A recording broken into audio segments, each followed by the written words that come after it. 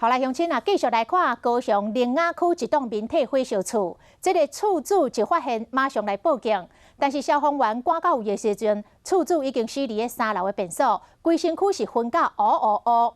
消防队讲，包括便所甲下间啊，拢是塑胶门，无防火的功能。过去民众逃生，若是比伫咧便所下间啊的死亡率拢真悬。消防队讲，拄着火烧厝，现场若是无烟，就要保持低姿势往楼骹来逃生。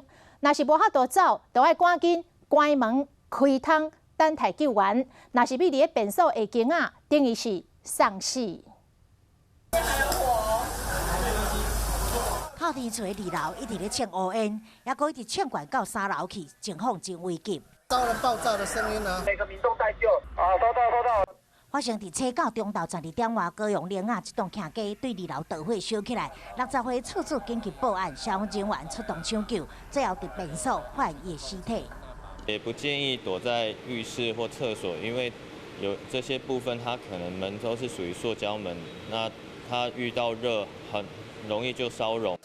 消防队出面表示，因为便所塑胶门无防火功能，过去民众逃生的米入去内面，死亡率非常高，要安怎做正确自救？